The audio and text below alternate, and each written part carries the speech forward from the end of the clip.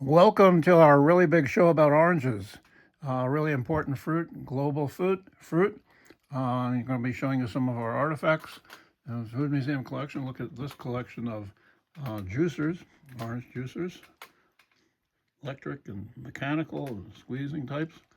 Let's just start a little bit about just the history of the oranges and start maybe with 8 things.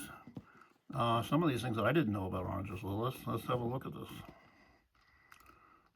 Yeah, Americans consume 15 pounds of oranges and drink 18 liters. Look at that. Originally comes from, you can see that part of Asia, but it's a world crop now. The name of this citrus fruit comes from the Persian noun for orange trees, naranj, and over 400 different varieties of them. Orange blossom honey, yeah, well, look at that. So yeah, it does come from the China and India it crossed through the Persian lands into Europe, and then traveled with the Spanish over to North America. And you can see this, the Portuguese, I think, traveled around with it. Before 15th century, there was no word for the color orange, but it did take on the Persian word, the Sanskrit naranja, which became Spanish, and then that. So the English word comes from that old root. And then here's some references. To zest an orange means to finely grate the orange colored peel.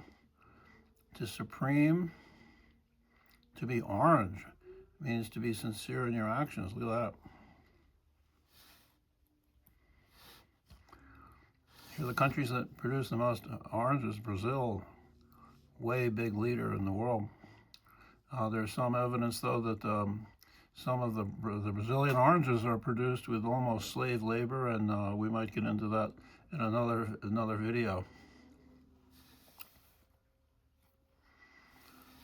And there again is another look at the tonnage of orange production around the world, and you can see Brazil is way out in the front. India is second. Philippines is another big producer. Here's where oranges are grown in Florida, on the Gulf Coast, and especially you can see it definitely in California and some in the southwestern part of Arizona. Semi-tropical fruit. So let's talk a little about, so in the case of Florida, it promoted itself as a winter haven by, look at that, showing people that you could be picking oranges for you in southern Florida while you throw snowballs for me up north. Get people to come down. Look at this map of Florida made out of grapefruit and oranges. So when you entered Florida, across the border, there was a welcome visitor center, and they would always be giving you a free drink of orange juice. And Florida's always had the orange on its license plate. There's even a county in Florida named Orange County, and then here's Orange World outside Orlando, selling all sorts of products. Here's some of the advertisements that they had for drinking orange juice.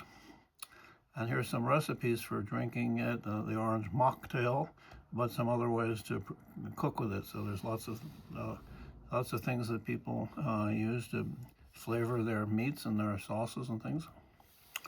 Here's some of the major orange juice brands.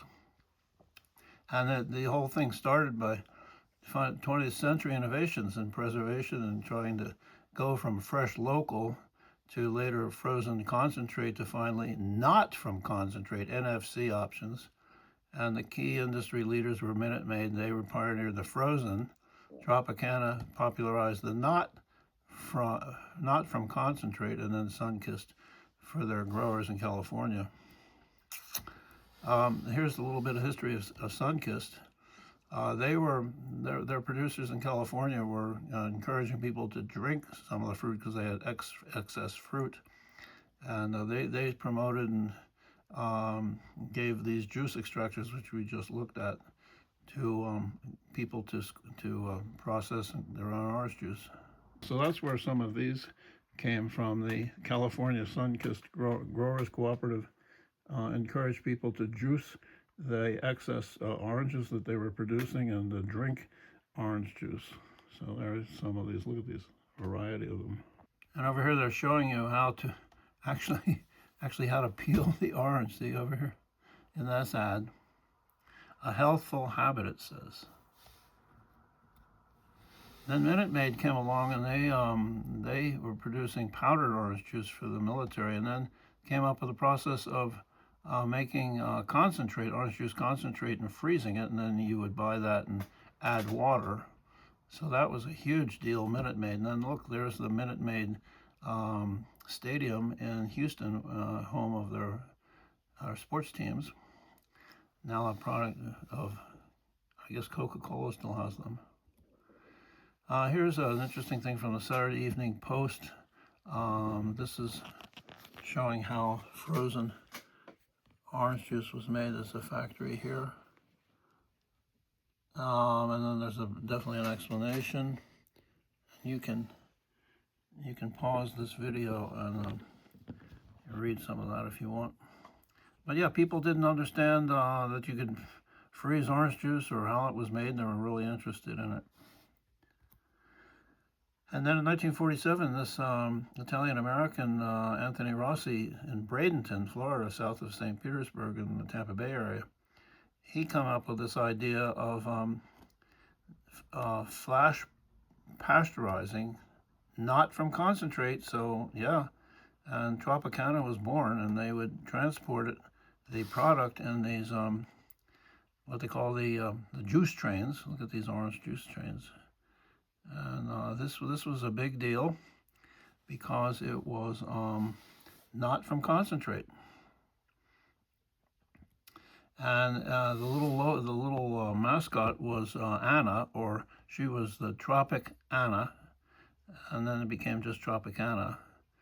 I didn't really know that. This is the Tropicana Field, the baseball stadium in St. Petersburg, where the Tampa Bay Rays play. The roof was blown off during a hurricane a year or so ago, so I don't know what's going to happen to that. But Tropicana, sponsors and has the name of that stadium. Yeah, Tropic Anna. Didn't know that. So America, here's the thing though. America has been drinking orange juice forever, Americans, until fairly recently, and then falling out of love with it. Let's see why. So getting squeezed. The concern, I think, is the fact that it's full of sugar, natural sugars, but still sugars, and sugars are believed to, be the carb that encourages people, builds up weight. It's not fat, but it's sugars that cause you to be overweight. And you can see that this has taken over this concept, and people are pulling back on orange juice. I used to drink orange juice every morning, but certainly haven't been doing that at all.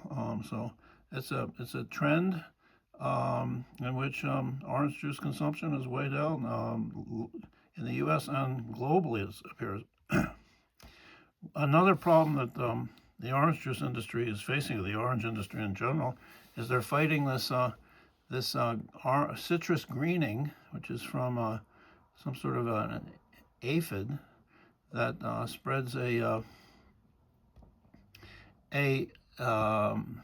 it's an insect that spreads this, what is it, a bacteria that infects the vascular system of the plant, and this is a real problem. A 90% drop in Florida's orange production over 2 decades. So this is a big problem. They're trying to come up with resistant varieties.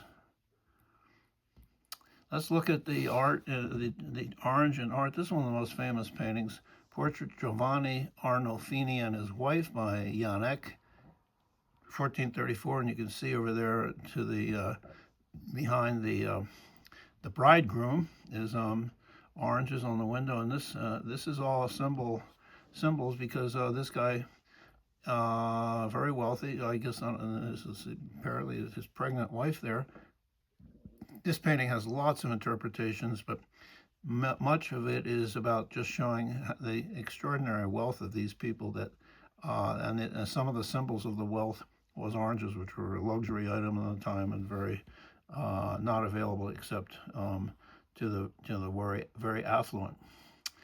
Then there are the orange girls, sometimes known as the orange wenches, and when Charles II was restored to the King of England,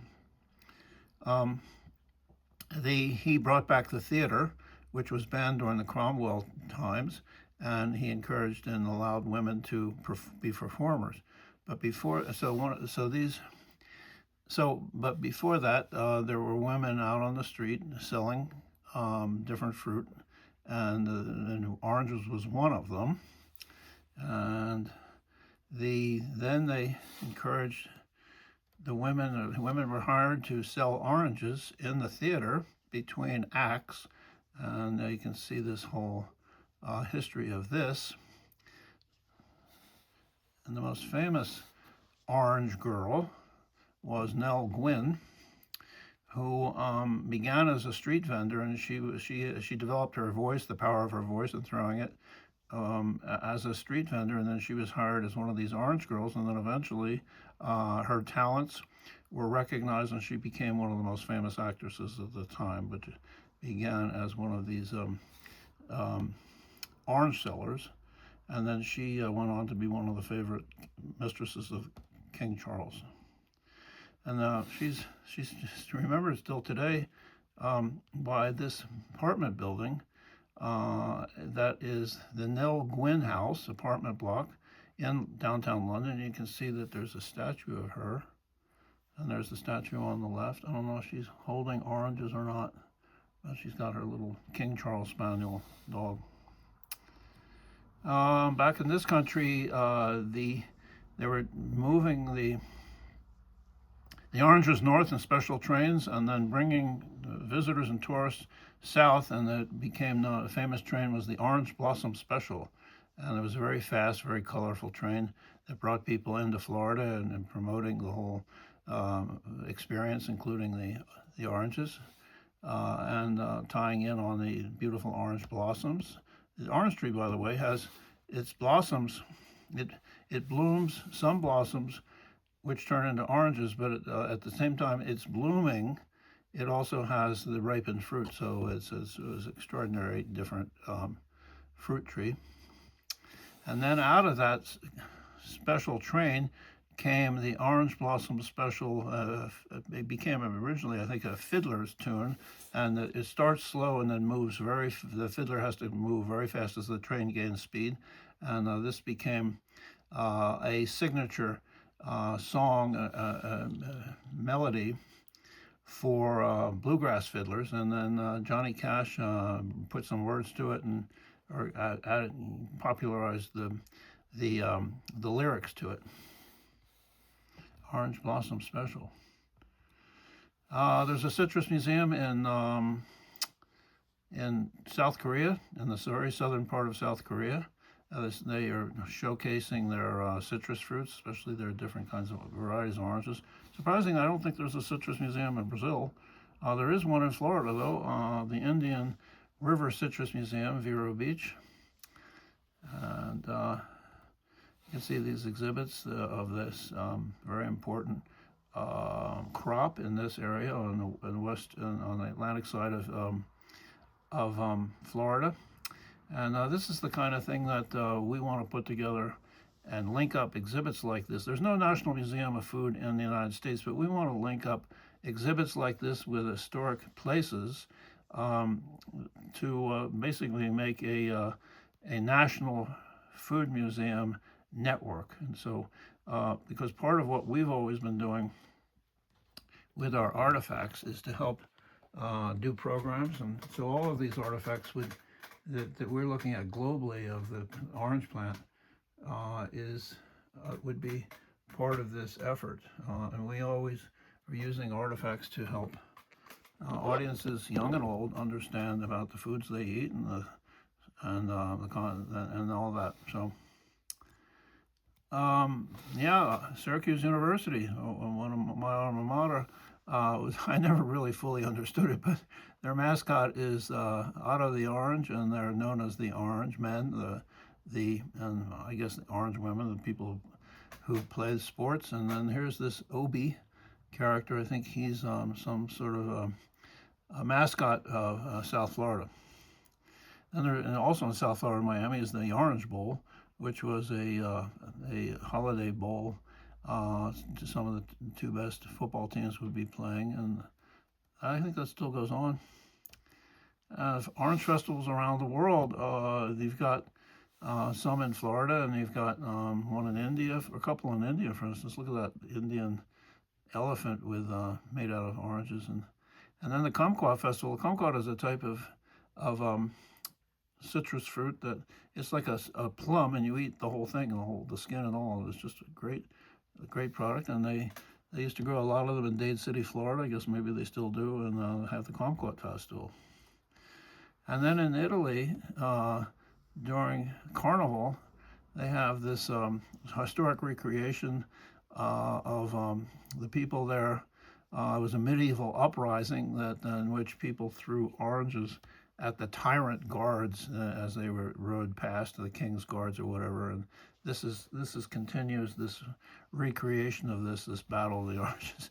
And I think you can wear a red hat if you're just a visitor and observer, and you won't get pelted with oranges. Annoying orange. There's all sorts of various toys. Look at this, a talking toy that insults you. I don't know what the value of that is. We don't have one in the collection, but there are a couple places in the country where they drop orange images of oranges lighted up New Year's Eve, and so there you can see a couple of them. And then there's the Orange Julius, which was a chain of frothy blended orange drinks. They were delicious. I can remember this company very well. They had their own outlets, and then I think they went into shopping malls and all that, and you can see the Orange Julius, sort of a devilish good drink, and it was a good drink. Here's some other souvenirs, and it shows one of the outlets in a mall. And finally, we have Hawaiian Punch, which was originally 5 and then 7 different flavors, including oranges. And there's the little Punchy. He's one of their mascots. So, and we have a little Punchy over there. You can see him holding his orange, his Hawaiian Punch. So that's the slideshow. And we are going to talk a little bit about some of the collectibles that we have here. Here's some Mardi Gras beads, by the way. Here's some souvenirs. There's an orange salt and pepper shaker, Florida. Here's the Citrus Tower in Florida, a very famous garden. Look at this. I'm not sure she's that happy about being photographed in the middle of an pile of oranges. This is lovely. State bird of Florida, the mockingbird. You can see the fact that the oranges are really a world crop. You can see these postage stamps from all over the world with using orange in the design. Some of them are lemons. Yeah, here we go. You know that. I'm not sure if there's any from Brazil. But look at that. China is where they believe the citrus oranges and citrus fruits began. Here's a fantasy image of orange grove. Here is the orange show in San Bernardino, California. I'm not sure if they're still doing that, but look at these buildings were constructed with orange decoration. The French and the wealthy English loved to have their orange trees, so they would have them out during the day, and they were in these big pots, and then the servants would cart them into a orange house, orangerie in French, where they could winter and be out of the cold temperatures. Here's a game, by the way, orangerie.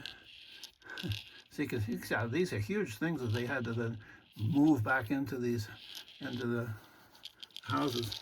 This is a little game in which you try to get the oranges to fall into these things. Oh, this is delicious. This is Tunisian orange glazed donuts. Boy, I'd like to have some of those.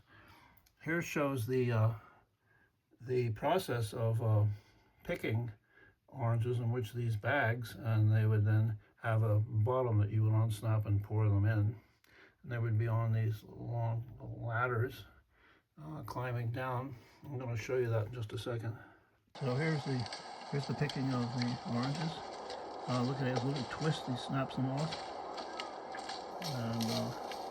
And this is a grove of oranges that you will see typically in Florida. They're very low and you don't need ladders to climb up with it, kind of the way they used to. And then he's going to lug this over, and he's going to undo. See, he's going to undo it and pour it out. There you go. And then here we've got a copy. This is one of these old bags here.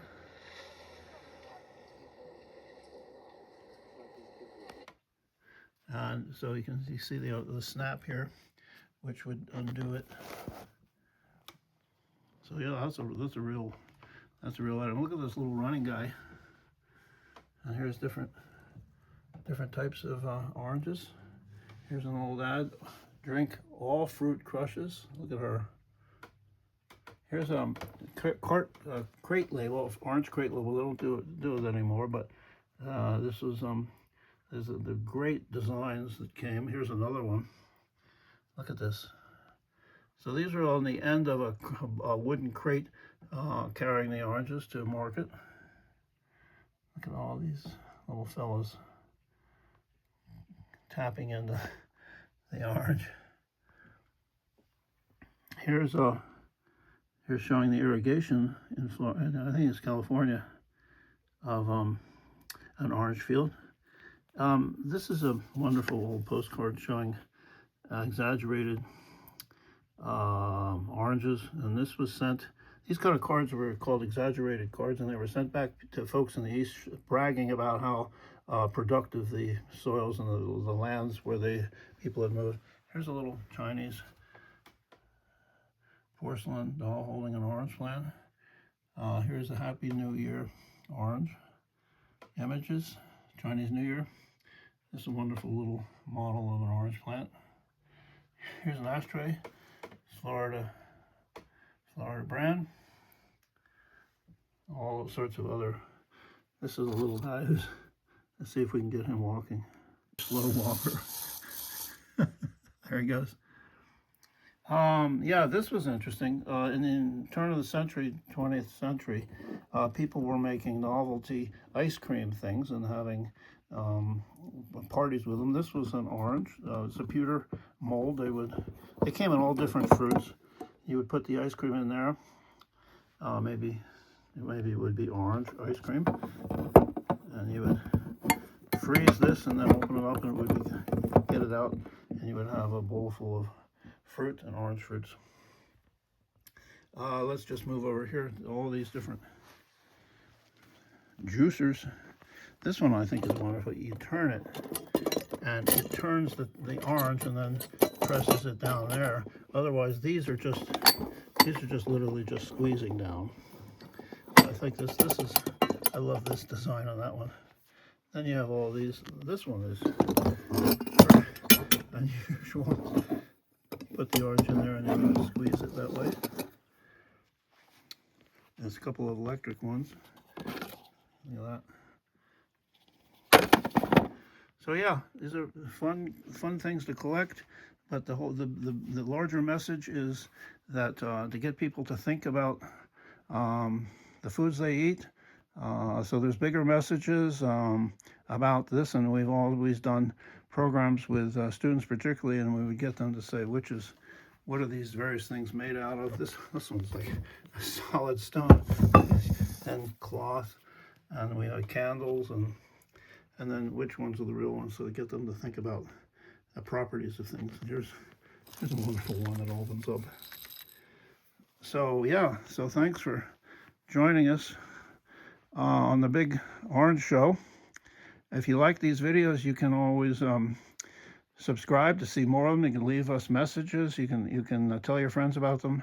We're happy to do this, happy to share our collections, and we will see you next time.